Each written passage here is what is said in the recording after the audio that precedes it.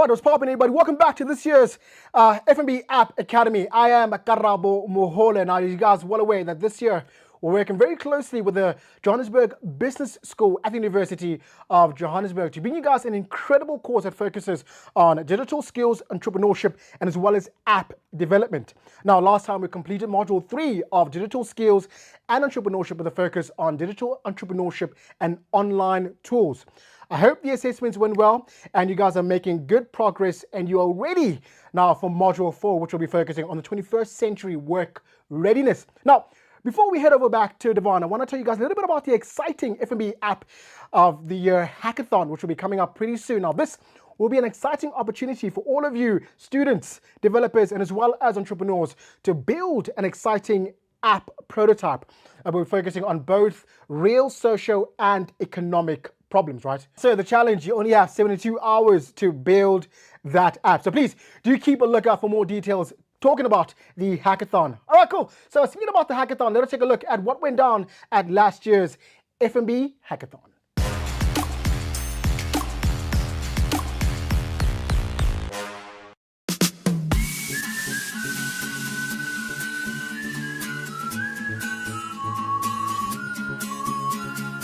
It's the challenge that separates the serious coders from the rest.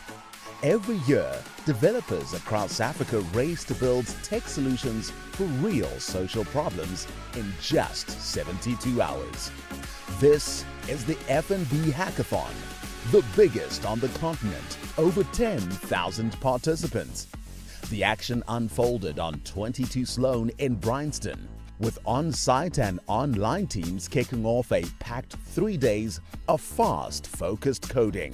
Today is a celebration of technology, excellence, and the unlimited possibility of all you talented people in this room this morning. As founders that are actually going to create change on the continent, as founders that are going to, one, create so much hope for those that actually need it. And it is really exciting, I think, to look at the work that will come out of this from the problem statements that have been shared and really position what we're doing today. It's only through innovation in actually coming with tangible solutions that we can actually solve. Policies will enable, advocacy will enable, but what will actually make the difference is the brains that are sitting here today. They attacked 5 impact areas: jobs and economic resilience, infrastructure and essential services, inequality and social cohesion, climate resilience and food security, public safety and gender-based violence. Anyone who completed their app now has a shot at the best hackathon solution at App of the Year Awards. My name is Titi. I am a senior software engineer at Bash. Buy at Bash, please, so that I can get a bonus. And I'm also a co-founder of the Guardian Health platform. It did start via hackathons, and we did win the best youth app and the best health app solution at the App Awards. I am Simpiwe Khatebe. I'm an Android developer at a financial institution. And yeah, I've been programming for such a long time. Hackathons are my thing, you know. That's where I got into where I'm currently working. So yeah, I'm simply as a self-taught engineer. That's me.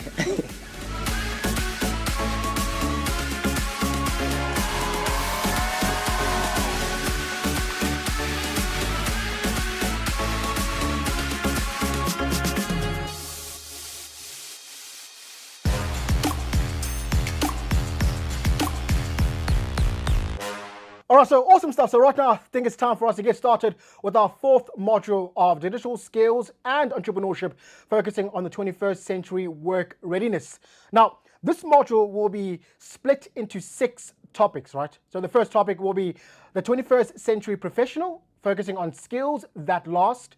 The second topic is professional communication, focusing on making every message count. The third topic is your personal brand, focusing on who you are online. Now, the fourth topic will be the gig economy, focusing on working without walls. The fifth topic, your money, focusing on financial literacy for entrepreneurs. The sixth topic, staying safe online, focusing on cybersecurity for businesses. Now, in this episode, we'll be covering topics 1 up until 3, and the next episode we'll be covering topics 4 up until 6. So let's get ready for learning. Let's give a huge, big virtual round of applause for our amazing lecturer, Devon Pabu.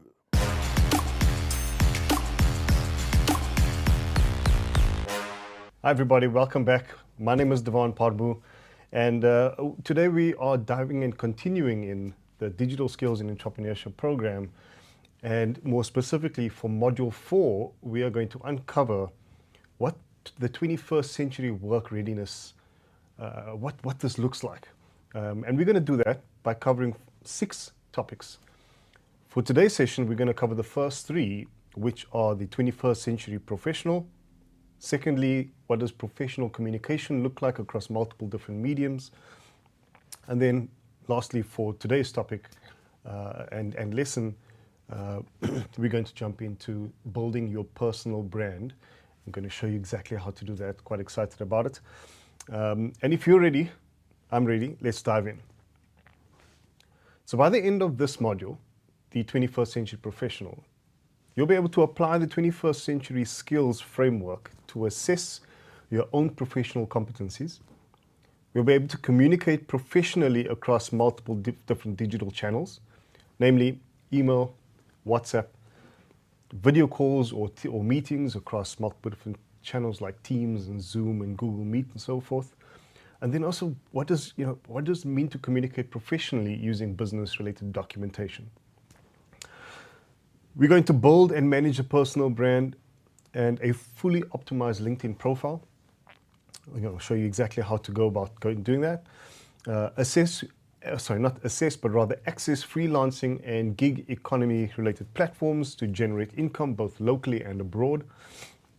We're going to apply foundational financial literacy practices such as managing cash flow. What does cash flow actually mean? What's the difference between cash flow and profit? Bookkeeping, invoicing, and basic tax awareness. Penultimately, as far as the module is concerned, there are certain protection mechanisms that we need to put in place around protecting our business from the most common cybersecurity threats in South Africa. And then lastly, as we've been sort of wrapping up every single module within this program, we're going to dive into understanding how we can leverage artificial intelligence as a tool for personal productivity, but also your thinking partner. How do you collaborate with generative AI across 6 skill areas that we're going to see as we wrap up this module? All right. So for topic 1, we are diving into the 21st century professional because the world of work has changed. It's shifted.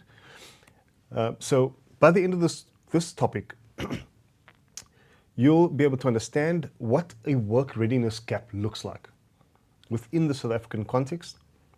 We're going to comprehend what the fastest growing skills are, not just in South Africa, but globally. We're going to explain the 4 C's framework and the HELP architecture to understand how it helps you prepare for future business. Leverage AI as your thinking partner to give you capabilities of a large corporate team. If you remember in the previous modules, we spoke about this, how generative AI is an equalizer, helping you become much more efficient at functions that generally a large corporate team pays people to execute upon. And we've shown you throughout every single module thus far, module 1, 2, and 3, that we are able to now build those capabilities ourselves by giving the skills to generative AI in order for it and the application to execute certain tasks for you. Then lastly, we're going to build traits that your growth mindset leans on quite extensively to move you forward. So what does this gap in readiness look like? One common misconception is that the gap is in the tools that I have access to, or the technology that I don't have access to. And for as long as I don't have the tools and applications, then I've got a gap that I need to plug. So I need to go and purchase a subscription to something and so forth. So what I'd like to start off with is talking about this gap in readiness.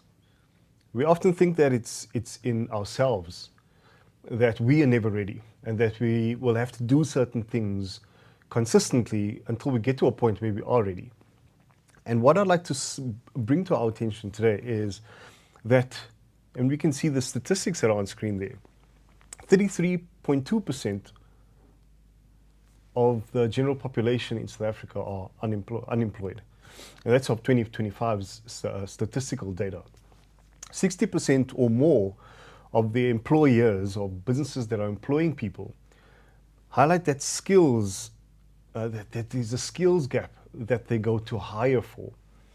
And that's the primary barrier to closing this gap that exists in the 21st century. 62.1% of the of the population of South Africa are youth, so we are a very young population between the age of 15 and 24 years old. And then lastly, we have 170 million new jobs projected to be created globally by 2030. That's not very far off.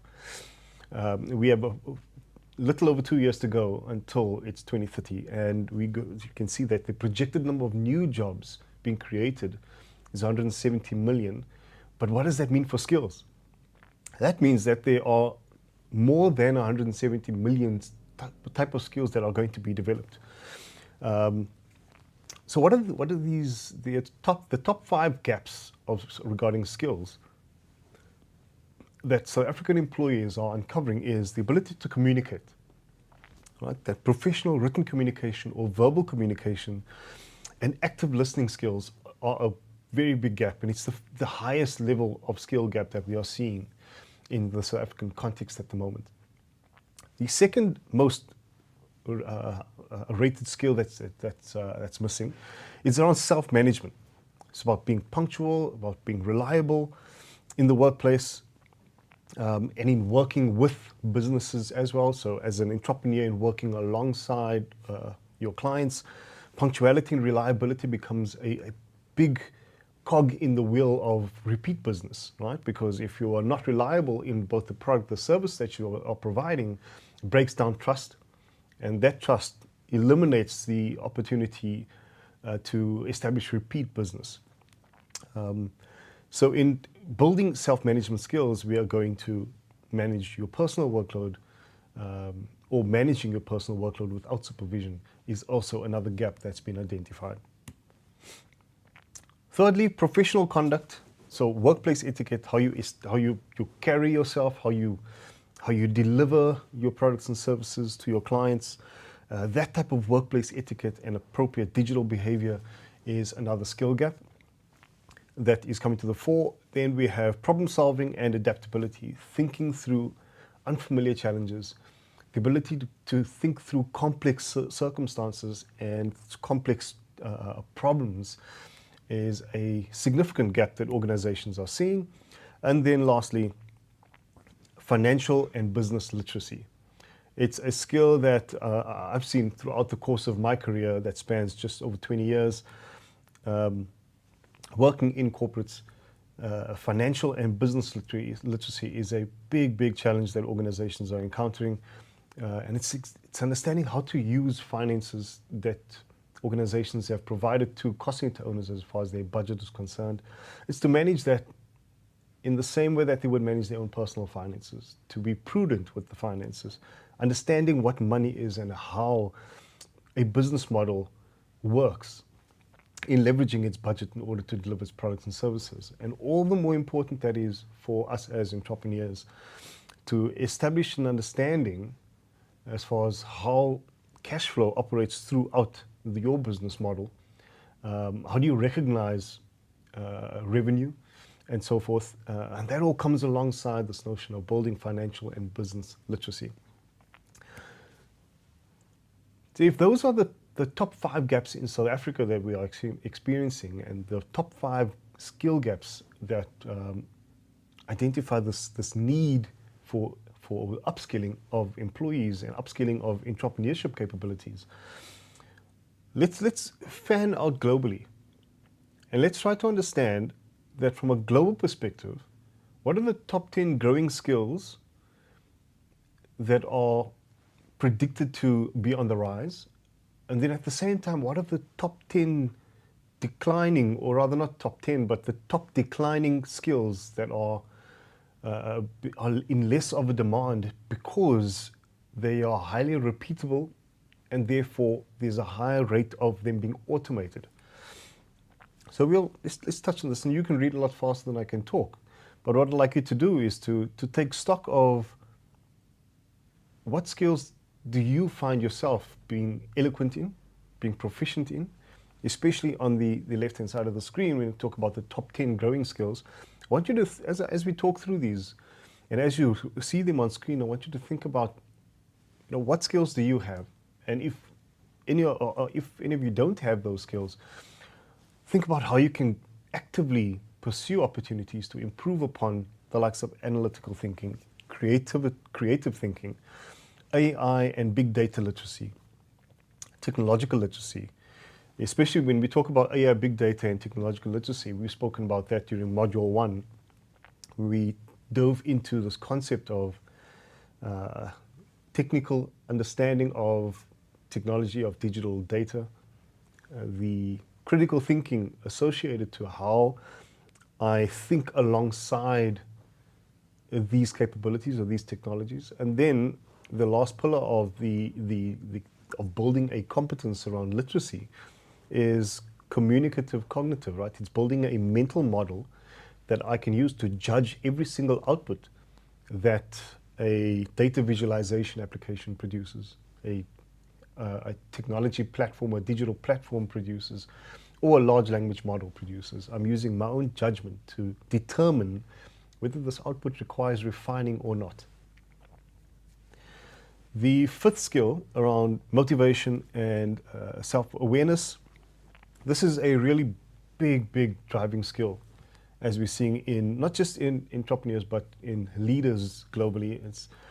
We need to be aware of how we lead ourselves before we lead others.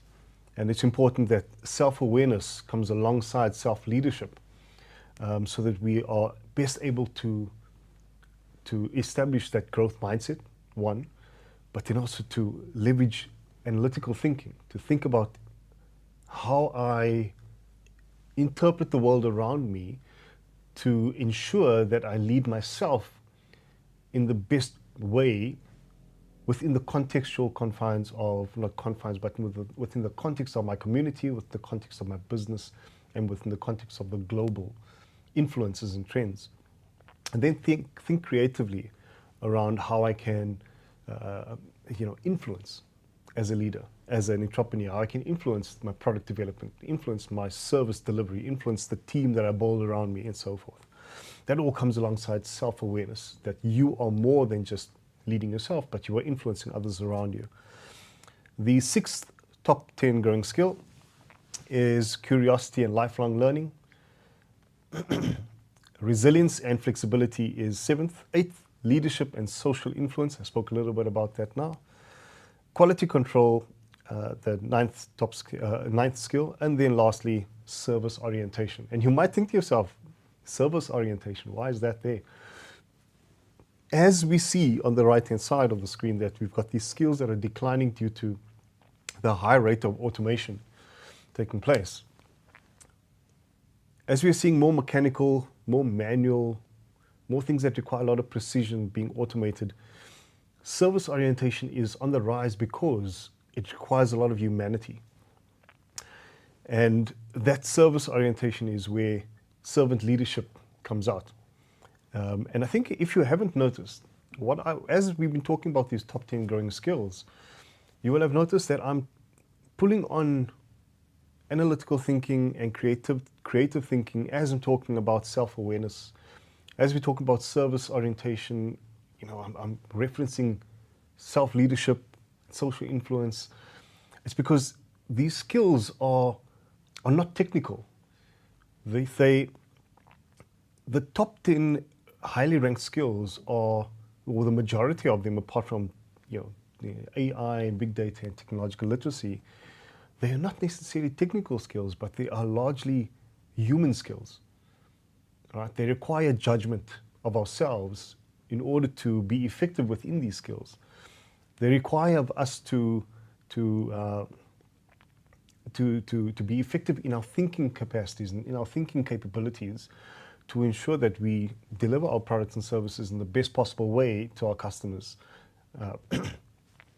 So if those are the top 10, the declining skills due to automation and increased automation are manual dexterity and precision, memory, verbal, auditory, and spatial abilities. The reason why I say memory is because we as human beings are, I think we shared it in the previous module around short form video content. And if you think about the content that you've been searching through over the last couple of weeks, or even this morning, you will have seen that you scrolled through content that was between 90 seconds or 3 minutes. And when we consume content of that nature, the challenge is that we don't develop memory. So if we don't develop memory because we are consuming shorter form content, that means that we're unable to recall what we've consumed effectively. Technology, especially in the likes of large language models, are trained on treasure troves of data and large reams and petabytes of data, and are able to surface what they've stored as memory, what it has stored as memory, a lot more efficiently. And hence, memory is one of those items that are being automated because it's a lot more complex for us as human beings to surface memory based on the content that we've stored. Thirdly, reading, writing, and math, or most commonly put as routine tasks, right? Those routine tasks are highly repeatable. They are also highly predictable, and therefore they can be automated. Routine data processing and management of financial records and bank statements and things of that nature, that's being automated. So the need for us to analyze bank records is not necessarily, or financial records is not nearly as a highly required skill set because it can be automated. And then lastly, coordination and time management in structured prediction-oriented roles. Those are the most declining skills due to automation. And I think what I've repeated on the slide as we've dove into it today is really the words repeatable, the words processing, and the words routine. And whatever, as you build your business and as you develop your products and your services, I want you to keep those 3 words in mind: predictable, routine, and processing. And the reason for that is because whatever you process, if it's repeatable and if it develops routine for you and it develops an element or a degree of prediction for you, understand that that can be automated, and you should not be manually processing that type of workflow. And you can use a large language model. We'll dive into how we could use Cowork from a Claude or Copilot Cowork as examples. We can show you how we can use those type of applications to ensure that you automate those processes. So let's walk through the 4 C's framework. The first pillar of this framework is known as critical thinking. It's analyzing problems, evaluating information, and making sound decisions under uncertainty. In the previous module, we uncovered the landscape of South African businesses in the digital domain. And one truth about the digital environment as we put our products and services online is that there's a lot of uncertainty to how the algorithms that these platforms such as YouTube, LinkedIn, or all of social media, the uncertain nature of how these algorithms are changing over time. So it requires the 4 C's framework's first pillar around critical thinking means that we have to analyze our problems first and take a first principles approach to say, what problem am I dealing with? How do I evaluate the information that this problem surfaces for me, that I can see with the naked eye? And as I dive into the problem, I can see the data that sits beneath the surface. And looking at what's on the surface and beneath the surface, if you think of an iceberg analogy, how do I now use that information in order to make a sound decision, to make a decision that can move me forward as opposed to cause me to be in a state of paralysis and stationary. The second pillar is communication, to convey ideas clearly in writing, in speech, and distinguishing between the different formats of digital formats or written formats, and then also listening actively. What we oftentimes do is we don't listen with the intent to pause and reflect. We listen with the intention of responding. And when we communicate, it's important, when we build this skill set of communication, what's important here is that we listen to reflect and hear as opposed to listen to respond. And that's one of the key components of closing this gap around the future readiness capabilities. And this idea around communication, or this pillar rather around communication, is once again to convey ideas clearly in writing, in speech, and in digital formats, but we can only do so effectively by listening with the intention of reflecting reflection before we respond. The third pillar is collaboration. This is oftentimes referred to as one of the most important pillars when working either in organizations or in selling or partnering with businesses in order to perform any commercial or market-related activity. Collaboration, simply put, is working effectively with others and contributing to the shared goals of either your business or your clients' businesses, and navigating disagreement. I think one of the most common myths and misconceptions about collaboration is that we all have to agree with each other in order to ensure that collaboration does prevail. I'd like to challenge that, to say effective collaboration is actually navigating how we disagree with each other, in as much as agreeing with each other, to ensure that we arrive at the right decision for the problem that we are trying to solve for, as opposed to the right decision for the person sitting opposite you or standing alongside you. The fourth pillar of the 4Cs framework is then creativity and character. Generating novel solutions by demonstrating professionalism, resilience, and integrity. And I think what we're starting to see, especially early on in this topic around workplace readiness, is that we are starting to see words like resilience, which we spoke about in module 3 in the previous lesson, when diving into growth mindset and the difference between growth and fixed mindsets. That this notion of resilience really came to the fore, resilience and grit and perseverance. And this shows up in how we develop our character. We spoke about integrity as well, and especially when building your digital presence online. It's the algorithms oftentimes will force you to bend towards what the algorithm requires of you, but in doing so, you might come across in a relative or robotic manner if you don't sort of leverage your brand voice. But integrity, when you're integrous of nature and in your character, you blend your brand voice with just your authenticity to ensure that you deliver your products and services online or in person in a very authentic and creative manner. So that's the 4Cs framework that organizations across the South African context have rated as the top 4 skills. The fifth capability, as we spoke about earlier, was financial and business literacy, which we'll dive into later in one of the following topics. But just ring fencing these 4 Cs, we are seeing creativity and character, collaboration, communication, and critical thinking as 4 core capabilities that are not technical in nature, but they thrive off our humanity to ensure that we're able to build trust, to ensure that we are able to collaborate effectively with our clients or with our team members, we're able to lead ourselves effectively, able to understand what we are solving for in the problems, in the business challenges, and able to communicate that across the different mediums in the most effective manner.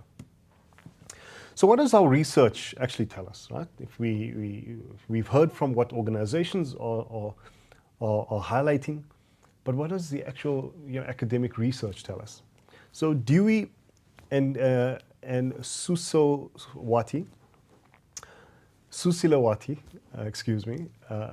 have uncovered through a quantitative study, they found the communication skills, collaboration skills, and knowledge construction each significantly and positively predicted work readiness. And that model explained, this model that they built, explained that 50.2% of the variance are work readiness scores, or rather in work readiness scores, right? So communication skills, collaboration skills, and knowledge construction. Knowledge construction, very simply put, is the ability to consume information, synthesize or make sense of what you are reading, listening to, or watching, and storing that information in your memory bank, in your brain, and then having the ability to surface that knowledge whenever it's called upon. And those three capabilities has a high and highly rated and positive impact on work readiness.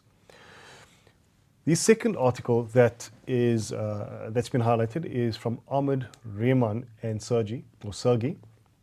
Entrepreneurial education strengthens entrepreneurial intention primarily by building self-efficacy, which is the belief that you can act effectively. And developing the 4 C's is not only a skill, but it is a confidence-building intervention with measurable outcomes. I want to repeat that, right? Entrepreneurs that build self-efficacy means that you build and develop a belief in yourself that you can act effectively. And developing the 4 C's around critical thinking, communication, collaboration, creativity, and character, developing those capabilities is not only a skill, but it is a confidence-building intervention with measured outcomes.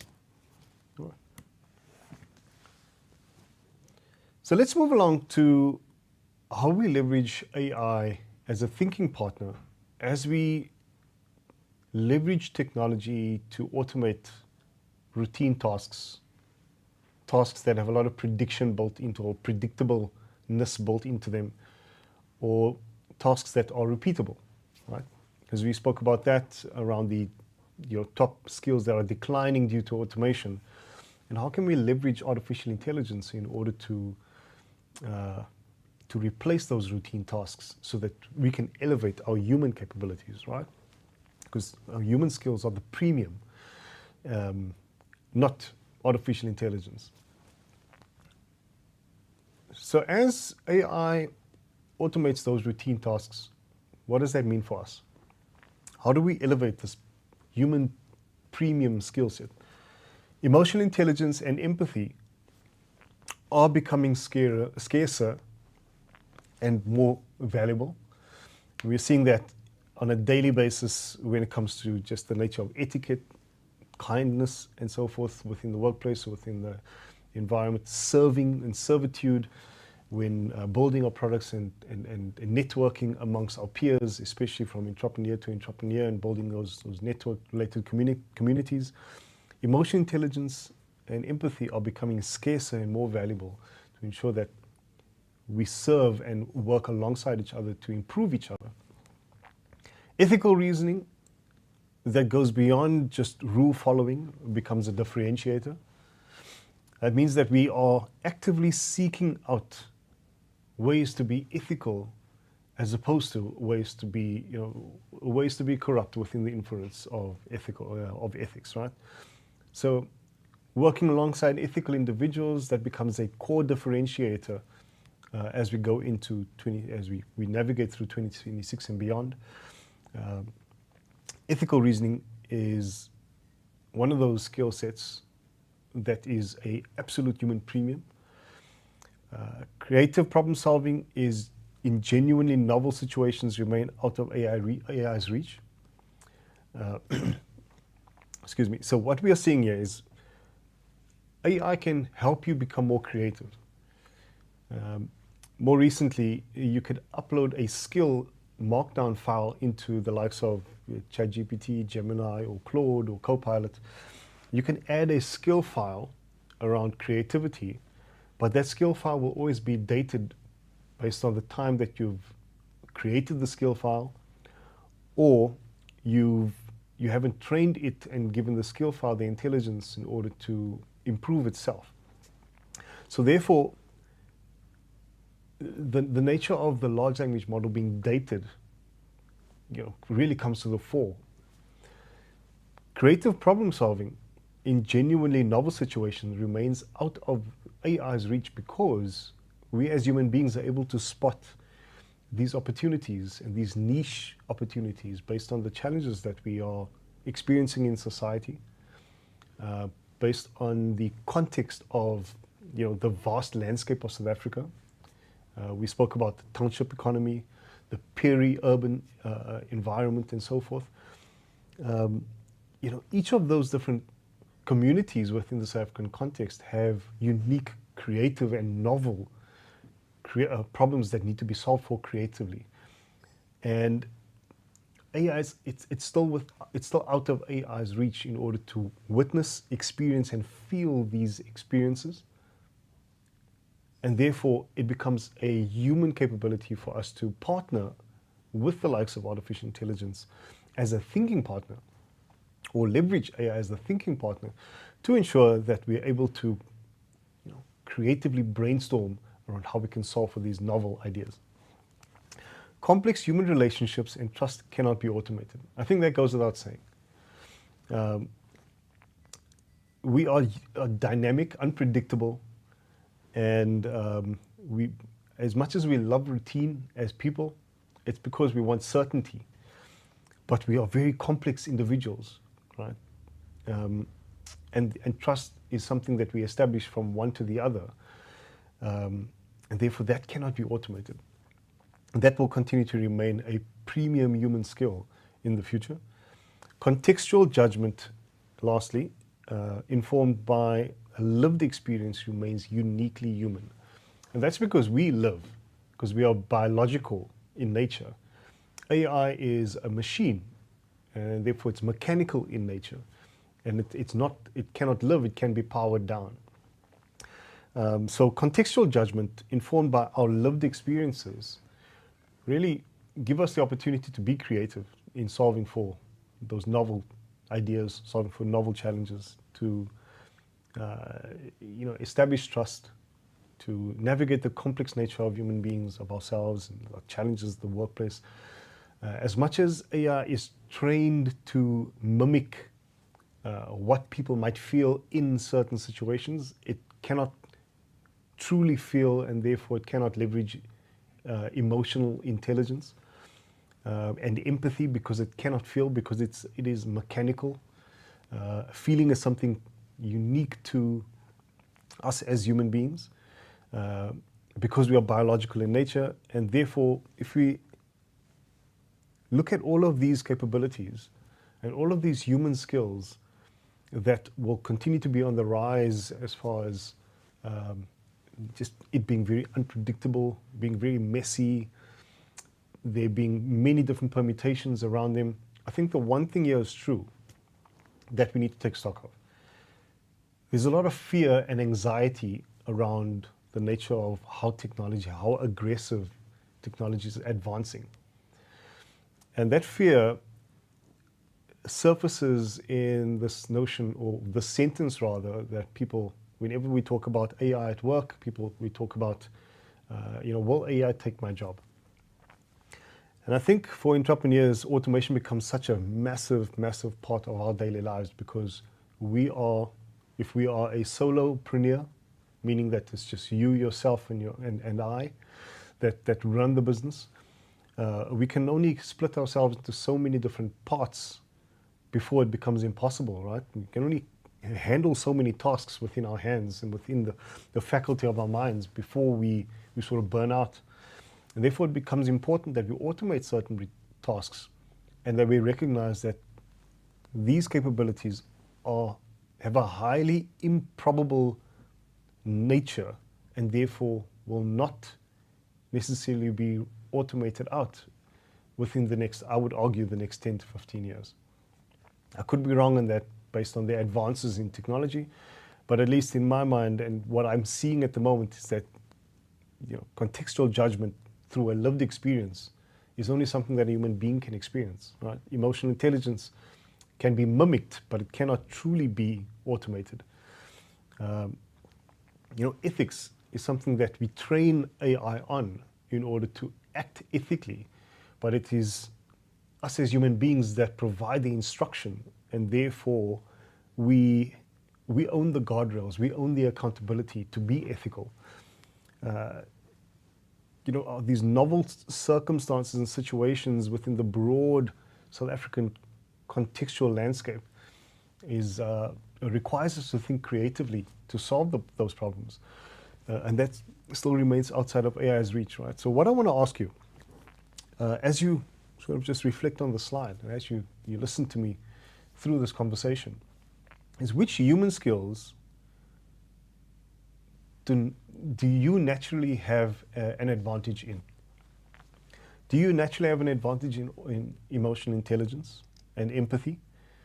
Do you naturally have an advantage in ethical reasoning, problem solving, creative problem solving rather, in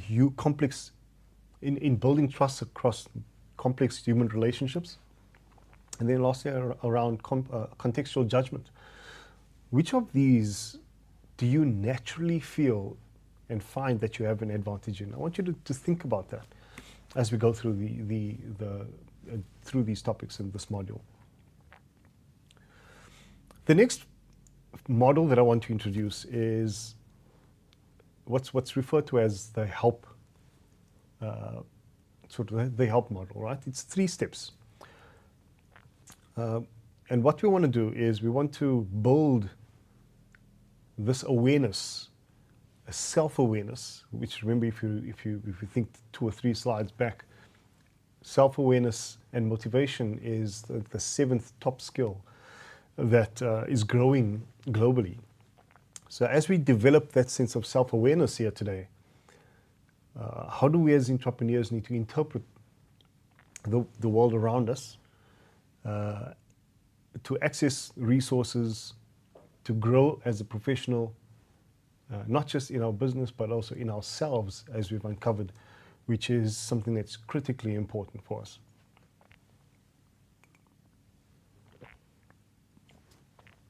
So Palazetsky, Bucci, and Di Fabio identified that high entrepreneurship, leadership, and professionalism, which the abbreviated in form of the acronym that stands for HELP, they've identified that these 4 pillars of this model are core of what distinguishes a high-performing individual or professional from a mediocre or mediocre performing individual rather.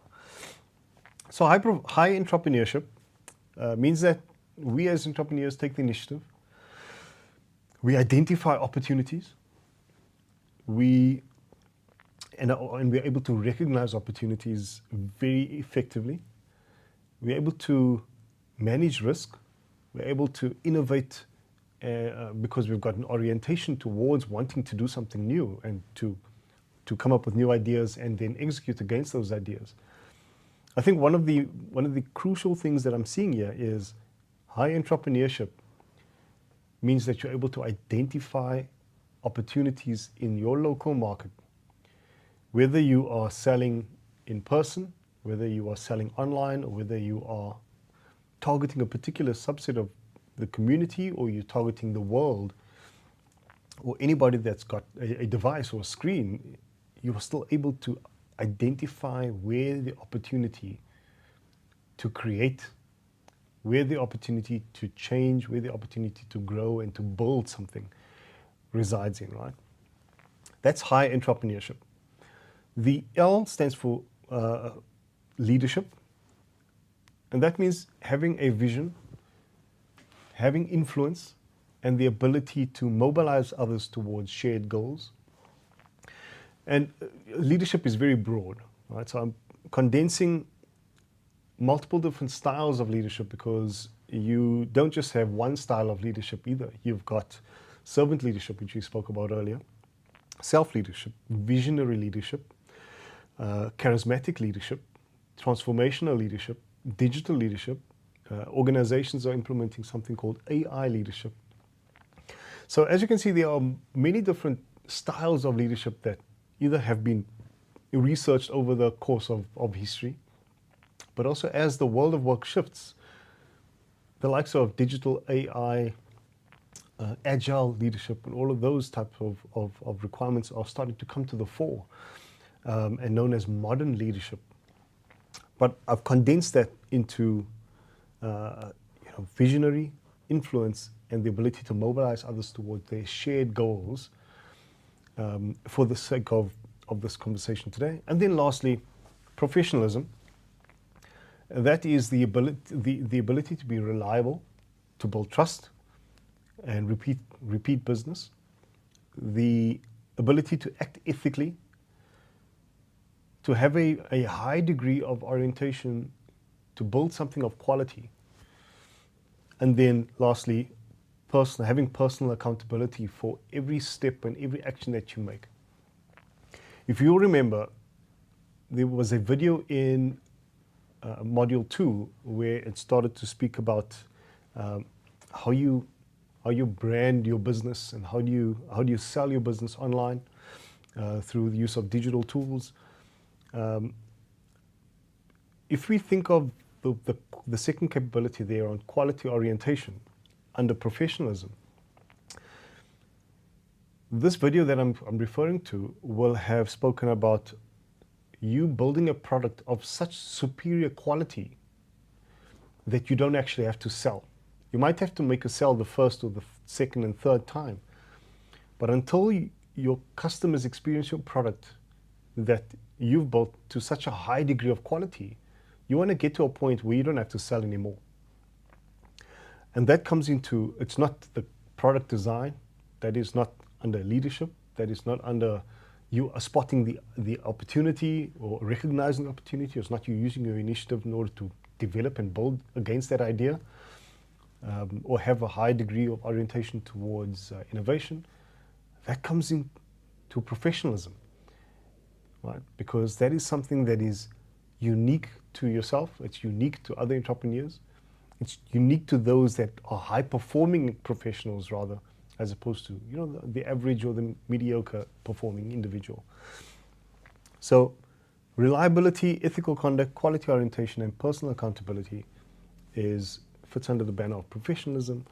And these are the skills that you want to be building most. Right. Help is an increasingly accessible capability that you are able to build. This is not something that is too challenging to build. It's not something that's not addressable or unclosable. It's a capability such as leadership, entrepreneurship, professionalism. These are the capabilities that you can upskill yourself in. It's part of this program that you've signed up for. They are not fixed personality traits. That's ultimately what I'm getting at. They are not fixed. They are something that can be changed. It's something that can be developed. It requires intention and focus in order to do so. So everything that you see on the slide is trainable. Right. The most important message that I can leave with you on this here is that for us who believe that we are not a natural leader, I want you to put that as far out of your mind at the moment. Right? If you're thinking about yourself as like, how do I lead in this sense? How do I build these capabilities around vision, influence, and the ability to mobilize others towards using a product, your service, or towards a particular goal? It's something that you can close. It's a gap that you can close. Right? What you need to ask yourself is which of these different dimensions, either high entrepreneurship, leadership, or professionalism, which of these dimensions would you most likely want to strengthen over the next 3 months? And oftentimes what you want to do is you want to look at this and say, I know that from a leadership perspective, I haven't put a vision together for my business just yet. So over the next 3 months, I'm going to focus just on building that capability. And I'm going to brainstorm with the likes of a large language model. I'm going to have conversations with my peers that I trust, with fellow entrepreneurs that have been on this journey before you have. You're going to workshop that vision until you get to a point where it becomes more of a DNA type delivered vision whenever you're having a conversation. It's part of the fabric of your DNA that you're able to communicate what that vision looks like. And you want it to, so that's ultimately the ask that I'm giving you is, which of these 3 dimensions or 3 pillars of this help model would you most likely want to strengthen over the next 3 months? Might be vision, might be the quality of your product or your service, or it might be spotting the identity, it might be managing risk. So it might be actually understanding the cost base of your business, what costs go into you establishing your product and your service and so forth.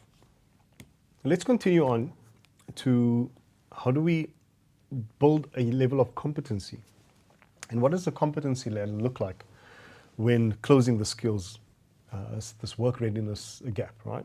So the first level is around professional foundations, punctuality, communication, digital etiquette, and self-management. We've spoken about that extensively so far. The second level is around digital professional identity. Well, what type of content do you produce on LinkedIn or on Instagram, on any of your social media platforms? What does your personal brand tell the market about yourself? And then what type of digital footprint do you manage for yourself and for your business, and how do you go about managing that digital footprint? The third level is around work and business practices. So it's financial literacy, managing your tax returns from a provisional perspective and so forth, understanding the gig economy, the nature of the gig economy,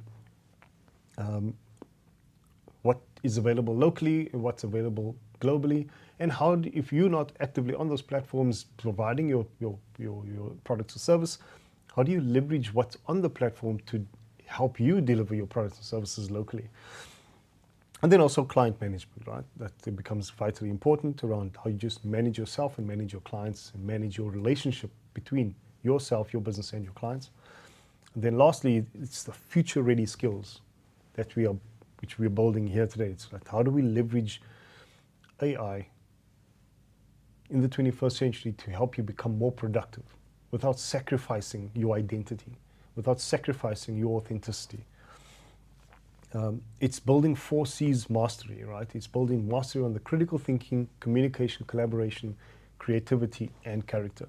It's mastery of those capabilities. And then entrepreneurial alertness, right? So if you look at the help framework, it's the high entrepreneurship. It's the alertness around you to spot the opportunity in the market, to be intuitive, to have this innovation orientation. That's entrepreneurial alertness. Okay. So when you look at this ladder, it's not to judge yourself, but it's to recognize that your business or you might be operating across all 4 steps of this ladder. And it's the ability for you to say, if you thought that you might not have the skills in order to run a business effectively, or to run to be an entrepreneur, an effective entrepreneur, but you can see that actually now to leverage artificial intelligence, I've got a measure of financial literacy. I've already got a personal brand that's active on LinkedIn and Facebook. I just need to manage my digital footprint across both of those environments. And yeah, I believe that I'm punctual. I've never missed a meeting. I've never been late. I've always held myself and my own character in high regard as far as that's concerned. And I believe that I can improve in my communication style.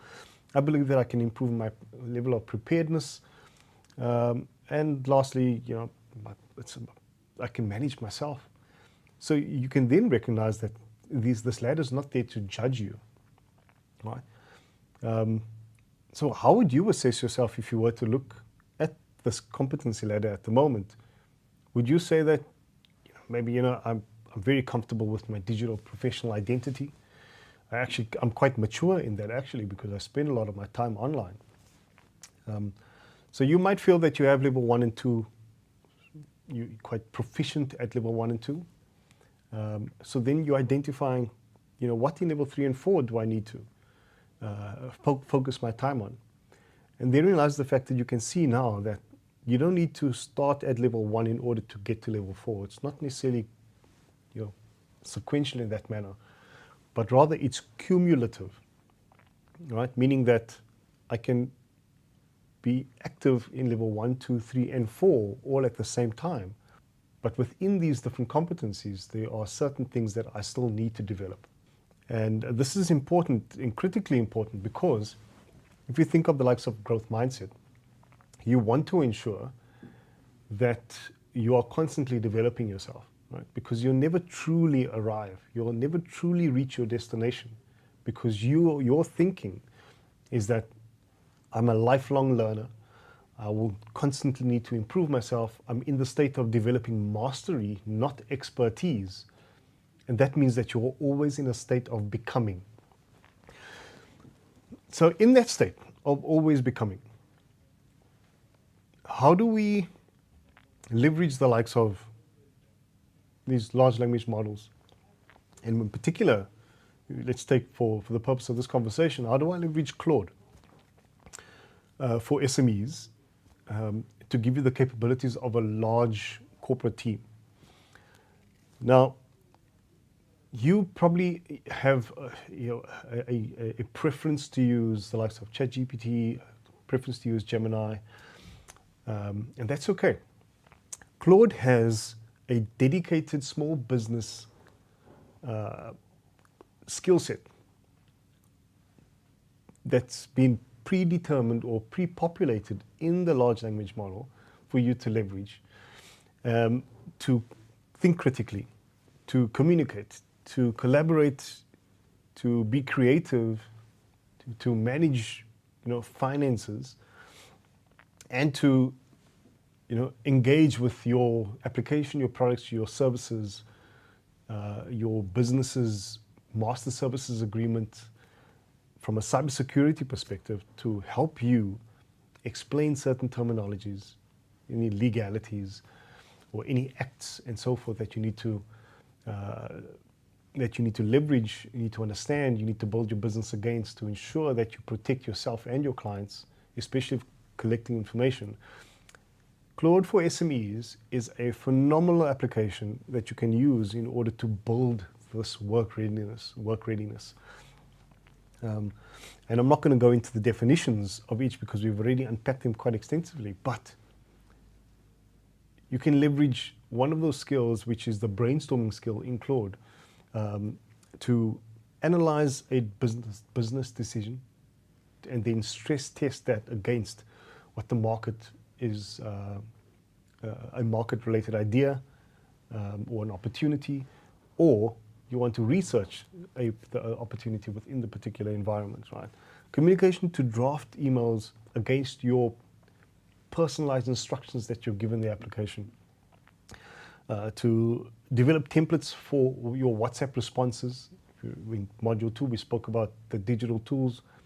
And WhatsApp was one of those digital tools that could help you to be more productive in setting up your business. In leveraging Claude for SMEs, you're able to develop these templates tailored to your business requirements, to develop proposals, and to get instant messages and feedback on the tone that you use. Collaboration to summarize meeting notes, translate feedback into action items, and so forth. Creativity, which is to generate different product ideas, take multiple perspectives on different marketing angles, on selling your product or your service, and then,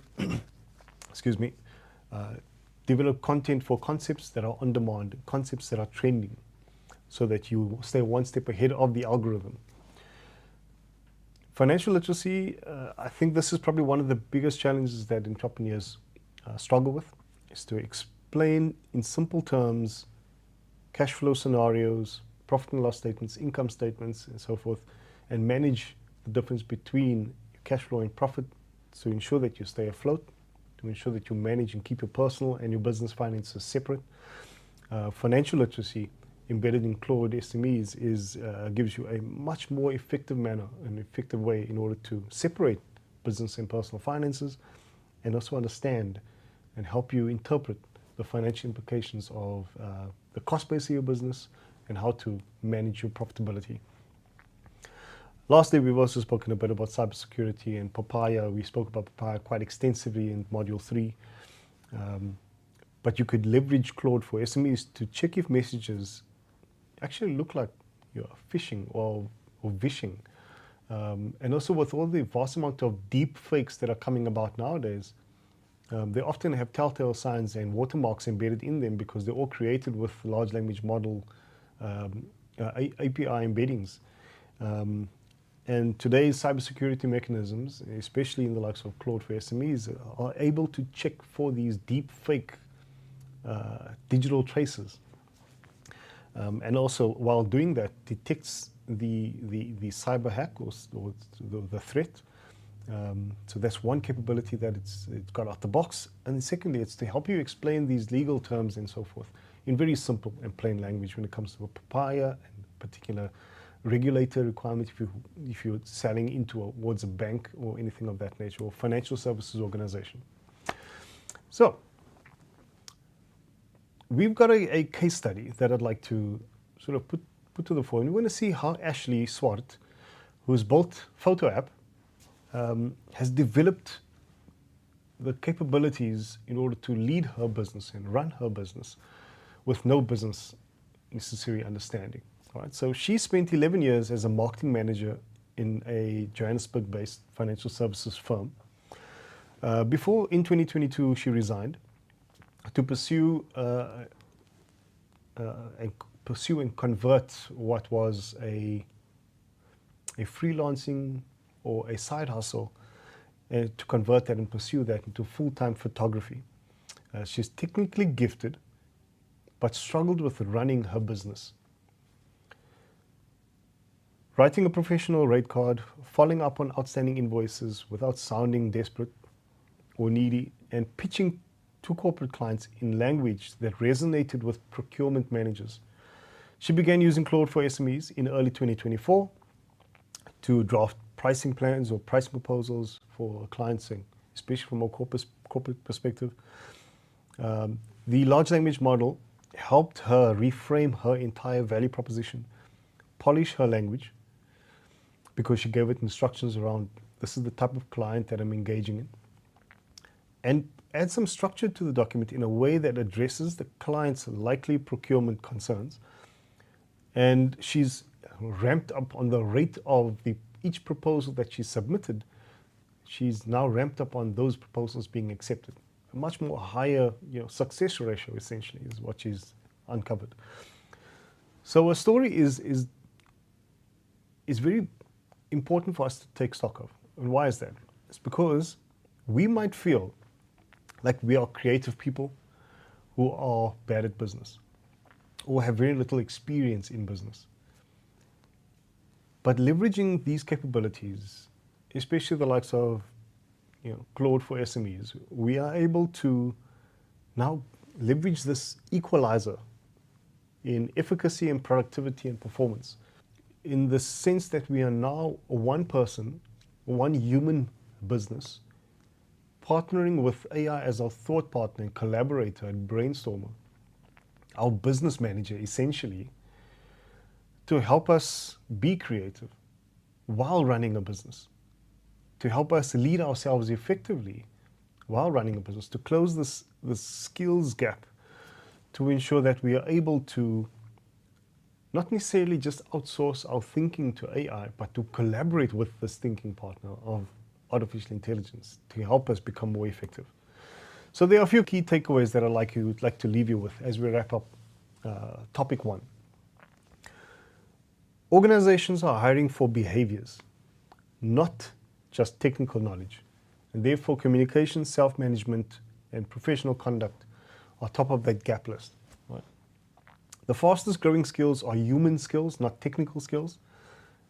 Analytical thinking, creative thinking rank far above technical capabilities. The 4Cs framework and the help model traits are trainable resources, right? So you can close those gaps. You can develop yourself in critical thinking, communication, collaboration, creativity, and character.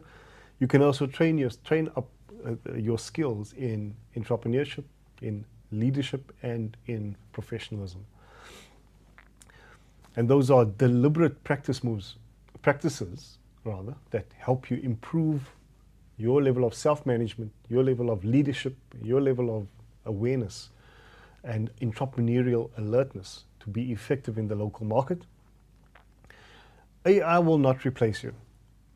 And I think over the course of these modules and the course of this program, I think we're coming to realize that it's a lot harder for AI to replace you because we are dynamic.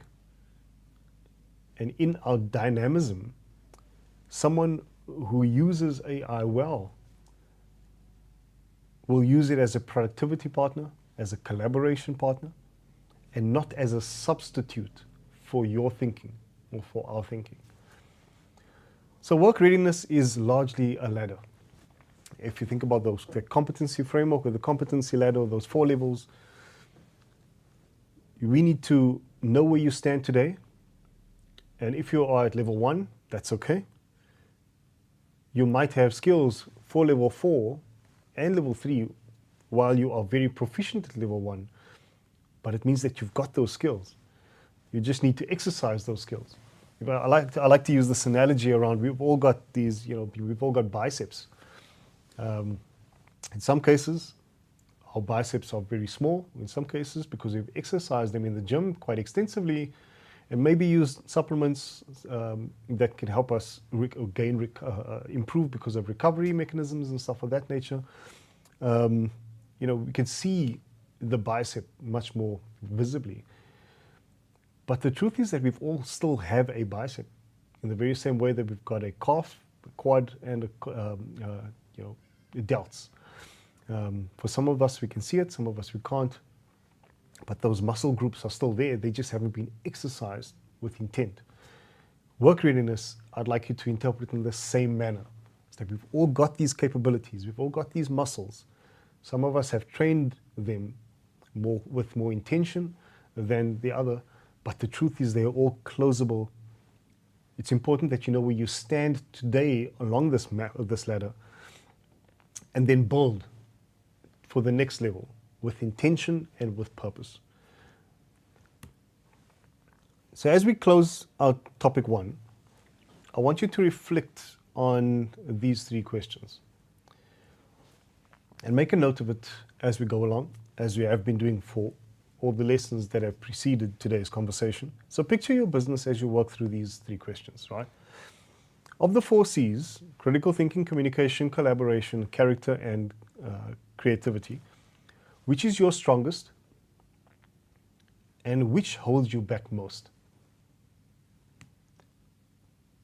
Secondly, on the competency ladder, where do you honestly sit right now?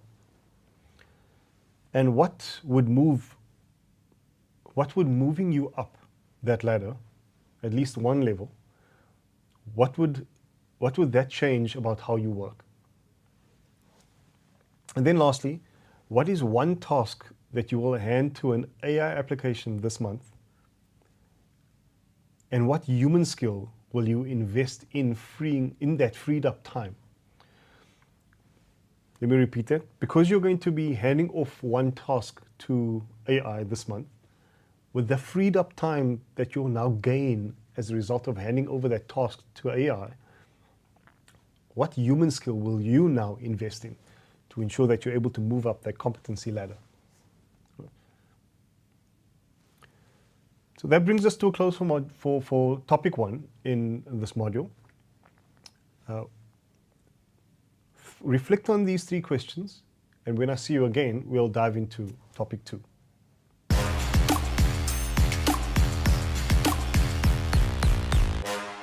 Topic 2 is that of professional communication, because nobody wants to lose a deal because of a poorly written email. We're going to uncover exactly how we can improve our communication capabilities as entrepreneurs to ensure that we close, or we improve our rate of closing the number of deals that we put proposals out for. So, over the course of this topic, we're going to explain why every message, response time, and document is a signal of your professionalism and your brand. We're going to match the right channel to the right purpose across email, WhatsApp for business, video calls, LinkedIn, and business documents. Write professional emails and WhatsApp messages using an acceptable structure or an accepted structure, tone, as well as etiquette. Conduct online meetings professionally, from preparation and on-screen presence to written follow-up. Handle customer complaints using the ASIF framework: acknowledge, empathize, apologize, solve, follow through, and follow up. Produce a complete trust building invoice using free tools that are available to South African entrepreneurs or entrepreneurs globally, in fact. And then lastly, we're going to use AI as a drafting partner without producing any generic AI slop that damages your brand and your credibility. So those are the outcomes and objectives that we're going to be uncovering during this topic. If you're ready, let's dive in. So every message is a signal of your brand. It's a signal of your level of professionalism. It's a signal of your leadership. And in the digital economy today, where every single click, every single view, every single second is a data point that produces a signal that's either noise or there's something that's of purpose associated to your brand, every message is that brand signal. Every response time is a professionalism signal. So let's have a look at how do we identify from a first impressions point of view, as well as deal making and customer retentions perspective. If we look at these three pillars, what type of signals do we need to look out for to ensure that we elevate our credibility in our communication, right? So first impressions, a potential client's first impression of your business is almost always a message. It's almost always either an email or a social media post, either in long form or short form, blogs, or in video related content. It's a message that you're putting out there. It's a piece of content that you're communicating. And before they see your product, they see your communication. They see how you communicate. They listen to you. They develop a sense of efficacy towards you, a sense of relationship, or rapport rather, that's the right word. Before they see your product, the communication that you put out into the market either builds rapport with them or removes or deters the rate of which you're able to build rapport with your potential client because of the communication. So your first impressions are extremely vital, especially around how you communicate. In deal making, professional written communication is the medium in which quotes are sent. So you're sending a quote, you're sending an invoice, you are sending a proposal or something of that nature. You're sending a positioning paper about your product or your service that you're offering.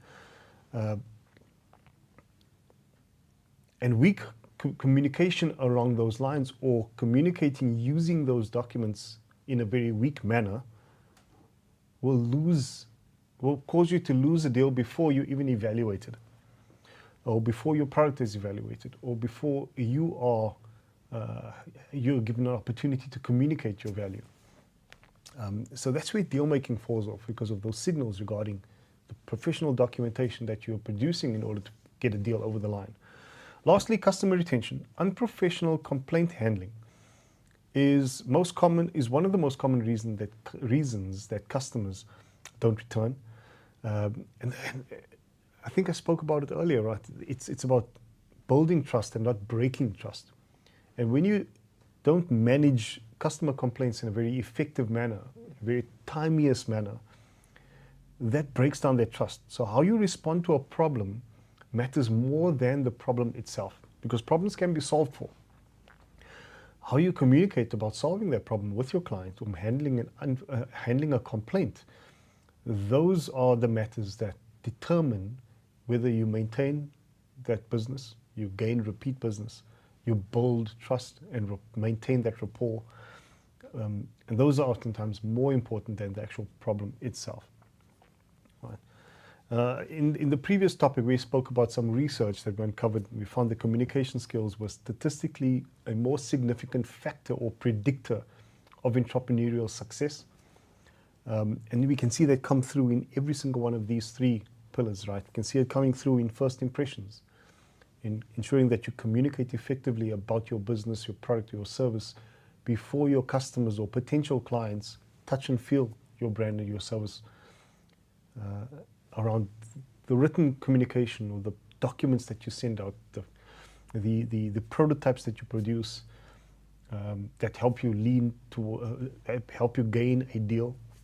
And then lastly, on managing complaints-related communication to ensure that you retain your customers. Right? These communicating within these domains here are a statistically significant predictor around work readiness and your success as an entrepreneur. Every channel that we communicate on, we spoke about using email, we spoke about using social media, video calls, and WhatsApp business. Every channel needs to be managed in a particular way to ensure that you use these channels effectively for the betterment of your personal brand, the betterment of your business brand, and to ensure that your signals are always promoting rapport and promoting trust, as opposed to having a signal of noise that produces a lack of rapport and breaks down trust. So there are some best use and rules, or written rules, or rather unwritten rules, about how to use these channels effectively. And so for email, it's always used in a very formal and a very permanent manner, right? So once that email has been sent out, it's sort of permanently in that individual's inbox unless that person deletes the email. But a copy of it is always stored on a server, and therefore it's permanent. Emails are oftentimes best used for writing proposals or distributing proposals, rather. Yes, distributing invoices or distributing contracts. And so one of the unwritten rules, right? Try to steer away from abbreviations with new clients. With repeat clients, you'll establish a rigor around how you communicate with them based on the dynamics of the relationship that you establish. But for new clients, you're starting out the relationship, right? So you are establishing norms, you're establishing rules, and you are displaying, you're putting your best foot forward because you're creating that good first impression. So stay away from abbreviations with new clients until you've established that relationship. And always be aware, and I think this is what's extremely important, is that your relationship with one client and how you interact with one client will not necessarily be the same way you interact with another. Because each of these clients have an expectation of how you engage with them over email, chat, or videos. So you want to determine what those expectations are, and then build upon those expectations to ensure that that leads to repeat business. So for WhatsApp for Business, you use this for semi-formal conversations, especially if it's from a business channel, a business WhatsApp for Business channel, or if it's on your personal WhatsApp account. You want to make sure that you establish boundaries around semi-formal engagements, and you want to make sure that your response time is almost instant, especially if you are giving your WhatsApp details out to your clients, whether it's business or personal. You want to establish boundaries and guidelines around what type of response time can you establish. Oftentimes when it's from a business perspective, make sure that it's instant. But if it's a personal account, they need to recognize, your clients would need to recognize that it's your personal WhatsApp details, and therefore there could be a delay in you responding, and they should not expect an instant response because it's not a business account. It's best for updates, quick queries, customer service. And once again, if you've got two devices or an eSIM in your device that accounts for two SIM cards, use WhatsApp for business and not your personal account. Try to keep those two separate. And then lastly, around video calls, as far as these channels are concerned, it's best used within high bandwidth environments, because oftentimes when operating in a low bandwidth environment, with the even with your video turned off, you might have some static and some loss in communication that will come through as a result of the lack of bandwidth availability. But in high bandwidth environments, keep your camera on. Make sure that you are positioned in a well-lit environment. And oftentimes now, what we're seeing is that these applications, especially like Google Meet and Teams, you are able to adjust the lighting through the viewfinder on your camera on the local laptop or on the webcam. So it's best for building relationships. You want to ensure that your camera's on, that you're using the application to build your relationship with your client in an effective manner.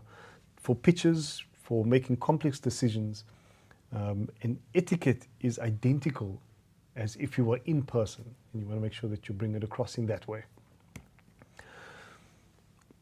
LinkedIn is another channel. It's best used for public and professional engagements. It's best for thought leadership, contributions to industry professionals, for B2B networking, so business to business networking. For if you want to build your relationships or your reputation within the market, be recognized as a particular voice within the community, LinkedIn is oftentimes a great environment to be on for that purpose. Never sell in a first connection message. If your intention is to use LinkedIn as a lead generating engine, which a lot of people do use, make sure that you never sell on your first connection, because we want to build a reputation about ourselves, right? We want to network. We want to be the best for thought leadership. You don't want to be known as someone that just wants to sell and generate revenue, but you want to contribute to someone else's success. I think this is oftentimes where entrepreneurs and professionals sort of miss the point around professional social networking. Yes, it's there to build a network. Yes, it's there to promote your business. But what's the last two words in professional social network is social networking. Social meaning that it's not business networking. It's not professional business networking, right? It's professional social networking. It's something human, right? It's this connection between myself and my network or my community.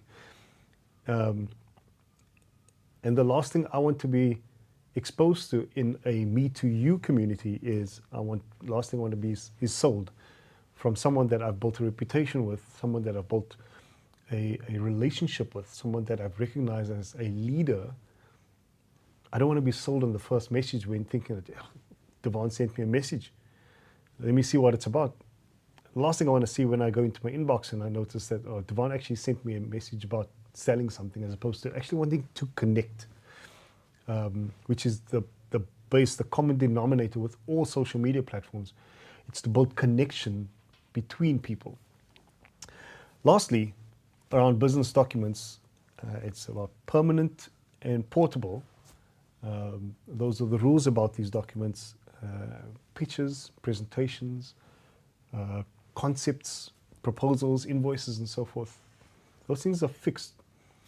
And the document quality signals a message about your professionalism, about how much effort and how much intent you put behind the document to ensure that it's not a document that tarnishes the relationship, but a document that builds the relationship.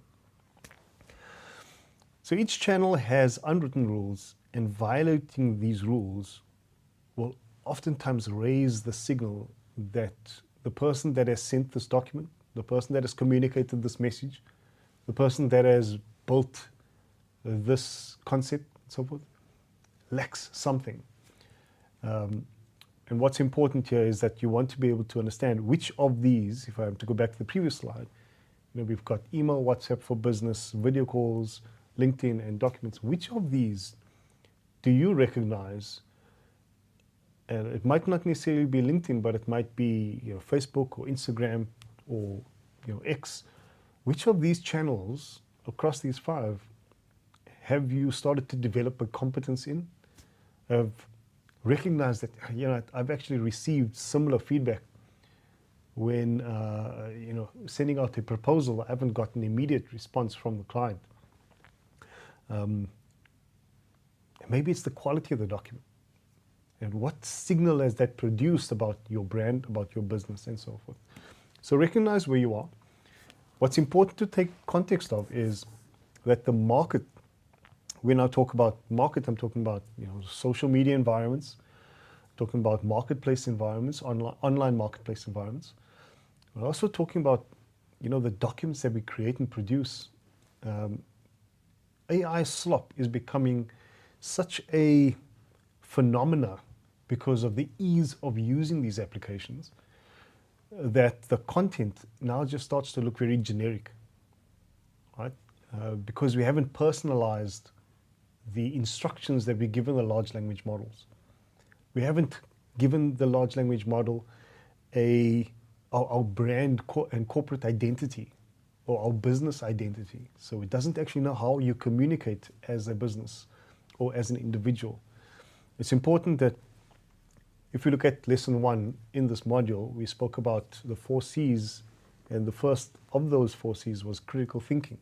How much critical thinking have you given into your business? How much thought have you done about your business in terms of the visual images that you use, the tone that you use when communicating, the type of language that you use when communicating, the formatting of the documents?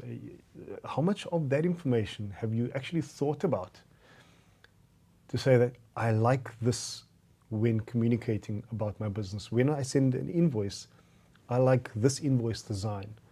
When I send a proposal, this is the type of proposal structure that I want to incorporate. That thinking is required to ensure that whenever AI drafts any one of those documents or posts, it's not a ghostwriter that you just hand off tasks to, but you've given a lot of thought to your thinking partner in the generative AI capability. And now it's building on your thinking processes, building on your critical thinking and your creativity to make your communication better, to make your outputs better in terms of the proposals, presentations, concepts, and so forth. And it doesn't replace your thinking, but it makes what you communicated yours, as opposed to its or anything else's. So a professional email and WhatsApp has certain best practices. When communicating using email, you want to make sure that these 7 are items that every single one of your emails have. It's got a clear action-oriented subject line, such as invoice 0042, due 15 July, not payment, or a new payment is required from you. Right? You want to be very professional, highlight the reason why this is in person X's inbox. It's an invoice, the invoice number is there as well, and a due date. You want to add the right salutation. So based on how you've engaged with your clients and the relationship and rapport that you've established with your clients, you might want to say, dear Ms. Nkosi, or hi Tandiwe. And this will all determine the relationship that you have, how new the relationship is, or how old the relationship is. Based on the expectations that we spoke about earlier, right? Each client will expect something different from you, and therefore you might be required to say, dear Ms. Nkosi, for a more formal type of expectation from the client, or hi Tandiwe for more established and more colloquial type contexts that you've established a prolonged relationship with. You want to get straight to the point in the first sentence of the email. It's almost, you think about a hook. You want to get straight to the point in opening the email. Your body of the email consists of the idea, of one idea per paragraph, as opposed to multiple ideas. Maintain short paragraphs and avoid any jargon as far as possible. You want to make sure that you don't leave any room for ambiguity in any email that you send out, because you don't want to create confusion, you don't want to create misconceptions. You want to make sure that whatever you're trying to deliver in your message gets interpreted the way you want it to be interpreted and not leave any room for ambiguity. You want to then close with a clear call to action with a deadline, right? And then sign off with either kind regards and your full name or your business name. You want to create a signature that says kind regards, Devan Parbu, Director, Cerebral Consulting, and so forth, or whatever the contact details are for yourself. And then lastly, you want to proofread your email before sending it. You want to perform any grammar checks, any typography checks and things of that nature.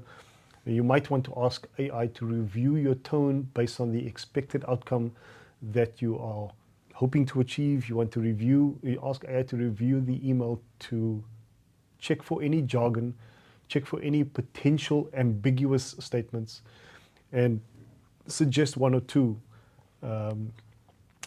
iterations of the email that create clarity, that align to your tone, and that remove jargon and ambiguity.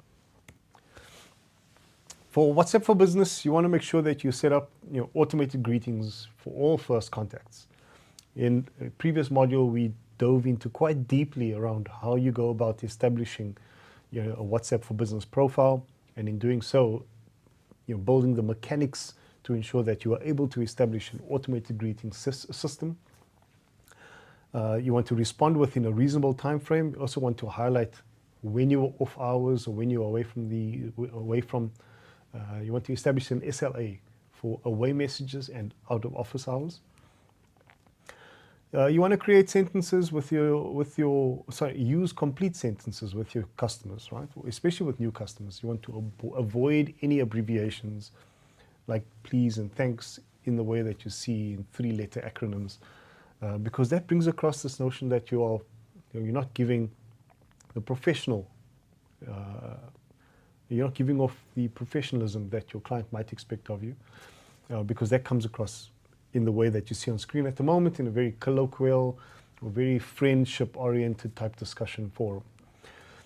So we want to keep, and that's hence the reason for keeping your business and your personal accounts on WhatsApp separately. Never send voice notes on first contact.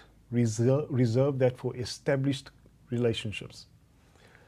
Keep your business catalog updated so that your customers can browse without asking. And then lastly, use labels to organize your contacts like new lead, active client, or paid.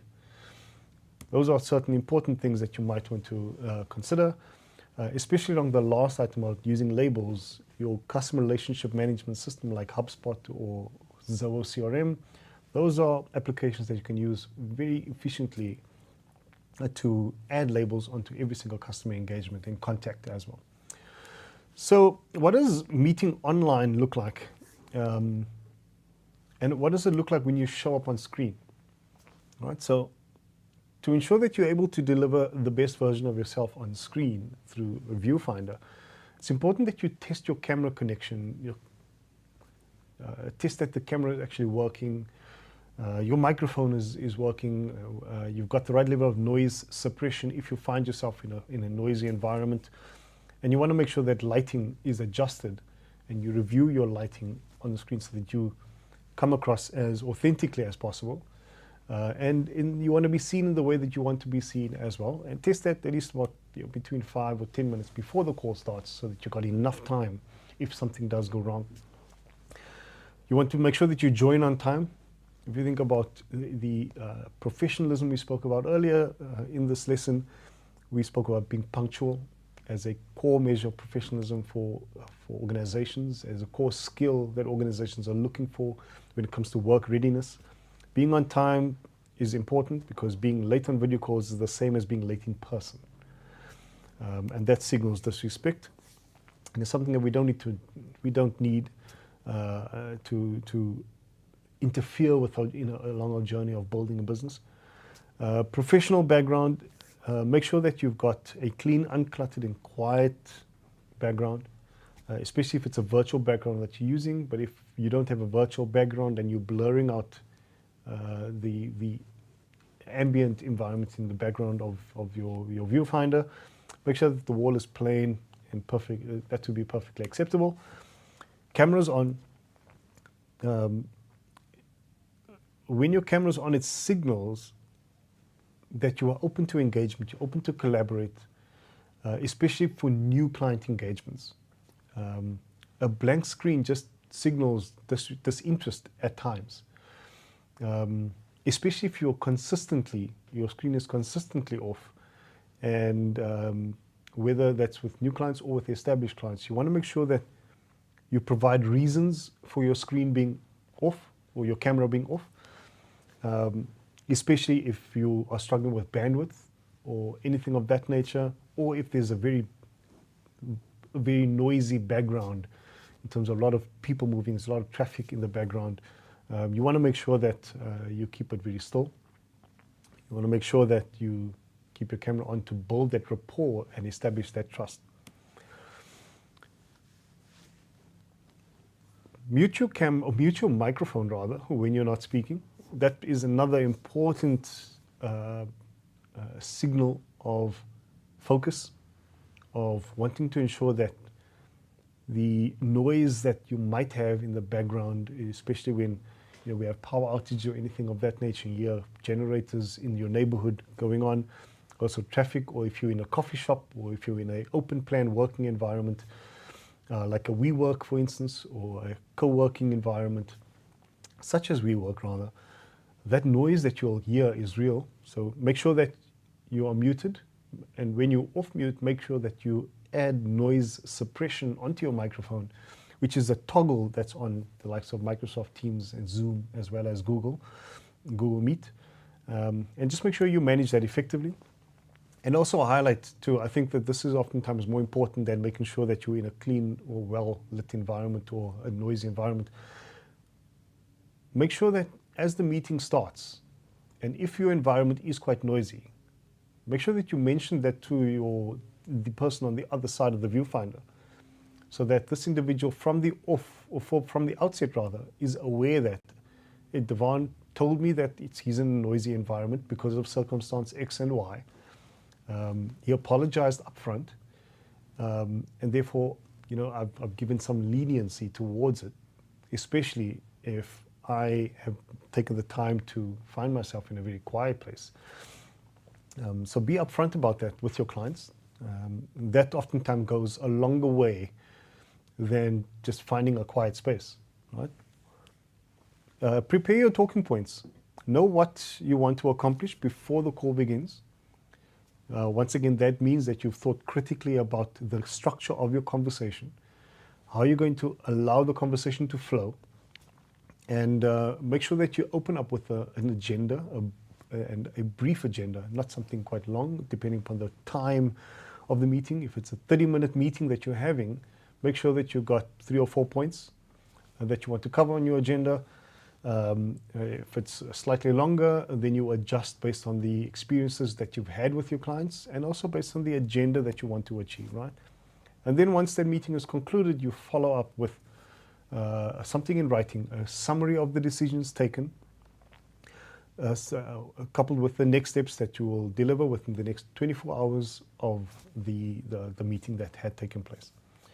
These are oftentimes items that are commonly missed. When people join, and in the first 2 minutes of them joining, the mic is disabled on the device. Or Microsoft Teams has ran an update and you don't have the latest version, and now you have to end Teams in order to reload or update the application before the meeting starts. This all deters and takes time away from you actually being effective in the conversation. And I'm saying that because this has happened to me. So I'm speaking from experience and from learning from failure, where I've joined an online meeting and I didn't test beforehand. So I had to end the call, update, send a WhatsApp to say I'm joining a few minutes late, I'm having some issues with Teams, and then I'm on the back foot, right? And that doesn't signal professionalism. One thing that I've always made certain of is to ensure that I've got a branded background with my business background, or a very quiet environment. And if it's in a coffee shop, it's to highlight upfront that I'm in a coffee shop today, this is where my office is. But if I'm working from a coffee shop, I make sure that the meetings that I've arranged for that day are not engagements with new clients. Those are engagements that I have with repeat clients or with well-established clients and so forth. So you want to make sure that you are purposeful in your working locations, especially when working remotely. And if your primary way of working is not office bound, but it is remote, you're going to be spending a lot of time in online meetings. So you make sure you take these key steps to ensure that you deliver and you continue to build your relationship with your clients online. How do we handle complaints using this, the AEA SFF framework? The first one, acknowledge, is to receive a complaint without any defensiveness. Right? Oftentimes, complaints are not necessarily directed at you as the person. Complaints are directed at the process that your clients had to go through in order to get this experience. So respond by saying, thank you for bringing this to my attention.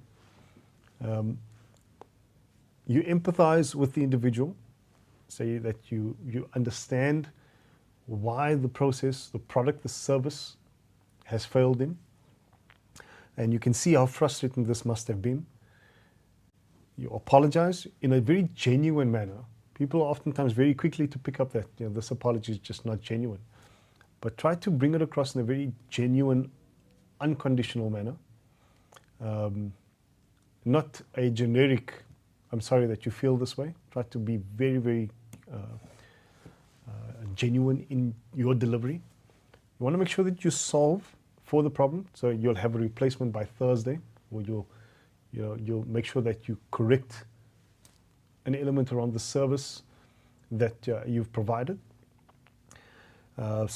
Essentially what solving means is it's not just delivering the resolution, but providing a timeline and a time frame upon when that resolution will be put in place. Once you've made that delivery and you've committed to that timeline, you must ensure that you follow through. Right? So you do what you said you would do by when you said you would do it, with no exceptions. And then lastly, follow up. Right? Do a check-in afterwards to ensure that the resolution that you confirmed was indeed delivered, was indeed followed through, it was indeed set, and the customer is indeed satisfied with everything that you've done, right? So you could even role play this here to ensure that you follow through on this framework for every single product that you have. You could role play this scenario with ChatGPT and ask it to act as a dissatisfied customer and engage with the chatbot in going back and forth through this framework, so that you'd start to develop, if I go back to the previous slide, so that you start to develop the empathy muscle to ensure that you truly do acknowledge the concern that the customer is complaining about, and that you actually work through how to apologize in a very genuine and unconditional manner, as opposed to in a very generic way that you see on screen at the moment, right? You're not going to use the words like, I'm very sorry that you feel this way, and so forth. Okay. Moving on to how do we use documents to develop trust. So there are a few tools you can see on the right-hand side of the screen: Wave, Claude, Canva, Zillow Books, and so forth. We've got a few applications that you can use in order to develop material for finance, material for documenting anything in your operations, documenting anything customer-facing. There are multiple different applications that you can use that will help you deliver documents in a very professional manner very quickly. But what do you need to include on an invoice? An invoice is oftentimes the one document that every single organization has to produce in order to generate revenue. You must ensure that you've got your business name, your contact details, and your logo onto your invoice, especially if you have your logo available. Try to get that logo onto your invoice. Your customer name, customer's billing address, an invoice number, and issue of date. The issue of date is equally as important as the date of payment because that determines the payment terms that you've established between the client. Oftentimes, if you're working with a corporate client, the typical payment terms are oftentimes 30 days, but you can negotiate those payment terms down to 15 days as a small business, especially in terms of managing your cash flow. In some cases, organizations ask for 45-day payment terms or 60-day payment terms. Just keep that in mind that it's from a date of issue as opposed to a date of payment that you need on the invoice. You need both of them. All right.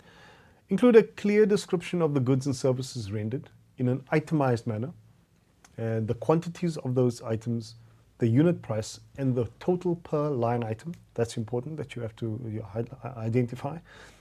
Add the subtotal. If you are VAT registered, you need to add your VAT number onto the invoice.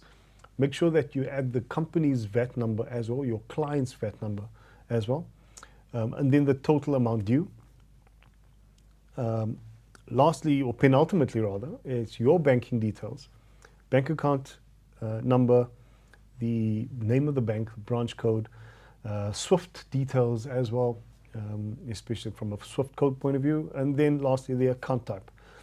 I spoke about the payment due date. That is generally agreed to upfront in your master services agreement that you establish with the client, and your payment terms are then also agreed to in that. Right. So let's take a look at what this looks like in action. So Stephen Swanepoel runs a tailoring business in Pietermaritzburg with excellent craftsmanship but inconsistent communication. When a potential customer asked for a quote on WhatsApp, he would respond with a voice note. New clients had no idea how to pay because his payment details were never in writing. In a single afternoon, using a free AI tool, he built 3 WhatsApp messages templates. One, an initial greeting, a quote format, and a follow-up reminder, and then created a professional invoice layout using Wave. The result was immediate almost, right? New customers progressed from inquiry to a confirmed order in half the time that it generally took him previously. He collected roughly 3,200 in payments within 24 hours of sending the first professional invoices to 3 clients whose accounts were outstanding for weeks. So what does this story or this case study really illustrate to us? Firstly, the gap between good business and a professional business is an afternoon. Right? It's dedicated, focused time that we intentionally use to build artifacts that help us communicate our business objectives with intention and with intent rather. And we can get that done in an afternoon. And if you're thinking to yourself, how are we able to do this in an afternoon? If you remember back to the Business Foundations topics in Module 2, you'll see the steps that you need to follow through in order to create those WhatsApp message templates. And you'll also see the steps that you need to follow in order to create a simple invoice layout in any of these applications that we've spoken about during this lesson. So as we wrap up this topic, what are the key takeaways that you can walk away with? Communication is your first product, right? Clients meet our messages, our posts, long before they meet us and long before they encounter our products or our services. Every channel has an unwritten rule. Email, WhatsApp Business, videos, and LinkedIn are not interchangeable. Structure and tone are learnable. They are muscles that you have, and it just needs to exercise them. We need to establish clear subject lines, one idea per paragraph, a call to action, and a proper sign-off or a signature that speaks about the professionalism of your business. Complaints are handled within a framework, and the framework is to acknowledge, empathize, apologize, solve, follow through, and follow up. And that helps you build loyalty rather than losing loyal customers. And lastly, you want to use AI as your drafting collaboration partner, not a ghostwriter, because generic AI slops cost you credibility with your buyers, with your clients, and we don't want that. All right. As we bring this topic to a close around professional communication, I want you to think about your business, think about the way in which you communicate, the channels that you use to communicate, and how you build rapport with your clients through the communication. By one, looking back over the last 5 business messages that you've sent out, what would a new client conclude about your professionalism? And if you haven't sent out, if you're just building your business, I want you to think about how you want your clients to perceive your level of professionalism. So write your to-be state and capture that. Secondly, which channels do you feel least confident in? And what one rule of that channel will you start applying this week? You think back to the various rules that we have per different channel that we've spoken about earlier in this lesson. What will you start applying this week as you go into have meetings or conversations with your new clients? And then lastly, what's the one template or document, whether a greeting, a quote, or an invoice that you will build this month? You think about both, if you look at the previous case study, and the case study was Stephen's, so Ashley's photo app or Stephen's tailored business. What's the one thing that you would build this month that we could apply to either one of those scenarios? This topic dives into building a personal brand, and it's a topic that I'm very passionate about and very excited about, because not just in 2026, but in the digital economy, in the digital age, when someone is searching for your business or searching for you, whether it's a customer looking to purchase or a supplier looking to quote you, or whether a partner is looking you up, what are they going to find? What type of content are they going to find? And this is not necessarily just on social media, whether it's on Facebook or Instagram or LinkedIn, but it's like open searches. And also now, as we find more people using large language models to find information and get an answer. Are the citations around your business, how are those surfaced in large language models? So I think what I'd like you to almost try out as we dive into this module is, open a search engine, maybe Google or any one of your preferred search engines, maybe it's Bing, but open up your search engine and search for your name in quotation marks. So, open quotations, Devon Parbu, close quotations, and what actually surfaces, right? Or you search for your business name and have a look and see what surfaces. And as we navigate through this topic, I want you to constantly think about what you saw after performing that search. Because during the course of this topic, we're going to refine that surface. We're going to refine the content that was surfaced, rather. And we're going to ensure that when you redo that search or rerun that search, you are finding a much more improved, or you're going to take what you've already surfaced to the next level. All right, so the learning objectives for today are: we're going to audit what customers, suppliers, and partners currently find when they search for you online. I'm going to explain LinkedIn's role in the South African professional networking platforms environments where business to business networks and credibility is checked.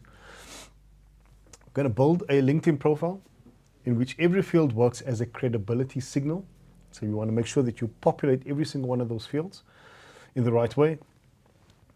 We're going to request recommendations as the platform's highest trust form of proof. Apply a consistent checklist across your name, photo, contact details, and description. And then lastly, we're going to plan a sustainable rhythm of 1 or 2 posts a week using themes from your business. And that's one of the questions that you might be asking, but you could apply the same logic to a different environment like Facebook or Instagram because your customers live there, right? We're using LinkedIn as an example to deliver this, sort of convey this message that each one of these platforms have a sizable audience that you've earmarked to target. In the case of LinkedIn, supplier relationships are validated on this platform. Corporate partnerships oftentimes begin in this environment on LinkedIn or within the network that operates on LinkedIn. And B2B clients conduct a due diligence on LinkedIn before meeting. So oftentimes, if there's a meeting that you're going to have with a potential corporate client, those corporate clients would search for you on LinkedIn and have a look at your profile before they meet with you so that they have a better understanding as far as who's in front of them, either in person or through the viewfinder, right? And that's because there are, as of 2025, there are 15.9 million users just in South Africa. And South Africa has the largest, not the largest, but the fastest growing LinkedIn population globally. There is a 33.7% penetration rate of all adults over the age of 18 on LinkedIn. There we saw, right? 25% growth on LinkedIn took place in South Africa last year. So that's the fastest growing population group on LinkedIn globally. And then we've got 80% or more of all B2B social media activity takes place on LinkedIn, and that's globally. That's not just in South Africa, but the global measure and standard is that more than 80% of all B2B social media leads are generated on LinkedIn. So how do we populate a profile so that as our potential corporate clients search for us on LinkedIn or search for us across the web, when they find your profile, whether business or personal, what do they see? How do we ensure that we allow a enriched profile to be surfaced? Make sure that every single one of your profiles, whether business or personal, has a professional photo, something that's well lit, something that's clear, front-facing, or slightly off-centered, and where you are smiling, giving a warm, sort of inviting experience using their profile photo. Oftentimes, our smartphones today have such a powerful camera capability that you make sure that you just take that against a clear, well-lit environment that's adequate for that inviting experience to be created. Oftentimes, the first time when any individual would see your profile, they would look for the photo, the profile photo, and notice that this is someone that I would like to start working with. Ensure that your headline is not just your job title. It's okay to put your job title there, but it must make sure that it's not the only thing that's in your headline. But you want to use your headline to describe what you do and who do you serve. So for an example, I make handmade ceramic tableware for restaurants and corporate gifting in the Johannesburg area. So it's very clear, that's very deliberate. And if anybody is looking for that type of services, or those type of services, it surfaces, and I can see very clearly that this individual or this business operates within this locality or this geography. This is what they offer, and this is who they offer those services to.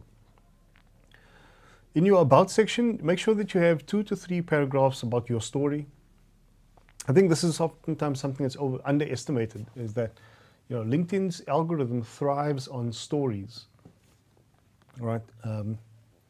So make sure that the about section of yourself or your business tells a story about the journey that you've been on, not just what you do and why you do it. But you want to also write in the first person, so that this is a conversation starter and not your CV. And this is something that most people on LinkedIn get incorrect, is that they start to write their CV and import their CV into their profile, whereas your CV is something completely separate from your profile. In terms of your experience, list the number of different businesses that you work with. List the type of products and services that your businesses produces. Include a description of what those products and services have achieved, especially if you can reference any data as far as those achievements are concerned. That would be extremely important, because that then articulates that your experience is not just of delivering, but it's also of impact that you're creating for your clients.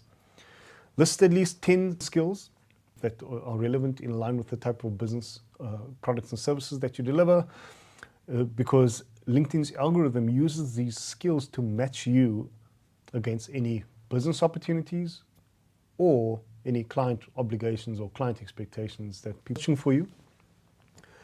Buyers, suppliers, partners, clients, whether B2C or B2B, that's business to customer or business to business, people are looking up for before they engage with you, and it's important that you manage that brand effectively. LinkedIn or any of your social media platforms that you currently find your customers on is a professional directory. It's not a content feed. Right? We've got just under 16 million people there. LinkedIn itself has grown 25% between 2024 and 2025. We've seen an aggressive growth in the number of individuals over the age of 18 on the platform. And it's still where business to business due diligence takes place. Every profile field across your